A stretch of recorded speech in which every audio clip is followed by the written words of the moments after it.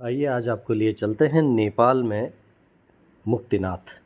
वैसे तो यात्रा 5 दिन की होती है, लेकिन पोखरा तक की यात्रा अगर आप हवाई जहाज़ से करते हैं तो ये यात्रा 3 दिन में पूरी हो जाती है। ये है विश्व का सबसे लंबा बिना पिलर वाला गंडकी नदी पर बना पुल। गंडकी नदी वो जहाँ पर शालिग्राम जी मिलते हैं। आपको याद होगा कि वृंदा के पति जलंधर का वध करने के बाद प्रभु नारायण स्वयं मुक्तिनाथ आए थे और मुक्तिनाथ में तपस्या करके उन्होंने जब वृंदा का जो श्राप था कि आप पत्थर हो जाएंगे, शालिग्राम हो जाएंगे, तो उससे मुक्ति के लिए उन्होंने यहाँ तप किया था। इन 108 जलधाराओं में स्नान किया जाता है।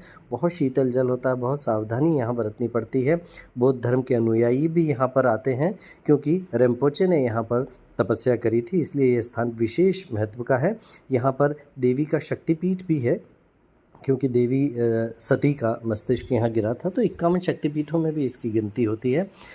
108 जलधाराओं में स्नान के पश्चात आप पहुँचते हैं पाप के कुंड में और पुण्य के कुंड में डुबकी लगाने के लिए, क्योंकि कहा जाता है कि इस जन्म में अगर आपके पाप साथ चले तो भी आपको उनके कष्ट भोगने के लिए फिर से आना पड़ेगा, और अगर आपके पुण्य का खाता साथ चला तो आपको उन पुण्य का आनंद लेने के लिए भी फिर से जन्म लेना पड़ेगा।